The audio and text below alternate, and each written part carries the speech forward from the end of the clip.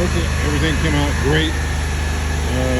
Came out here and wet it. It was like ice skating on this concrete. Now it's nice and clean. Over the doorway.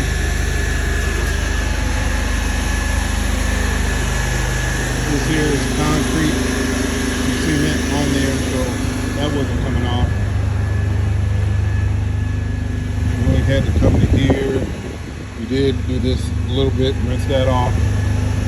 That's good tight along the building. The worst place is where the grease trap was.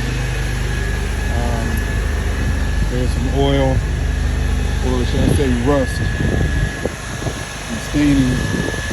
That I didn't want to damage any more of the building, so I didn't go after that. I did put some degreaser on it to rinse it, but that's as good as that's going to get for today. I wasn't prepared for that. And the sight unseen coming out. They added on rust to do the side of this. On the other side, I did that. I didn't show before pictures because I didn't know I was going to do that. But nonetheless, I'm getting some more water in the tank so that way I can rinse it one more time, and we're done.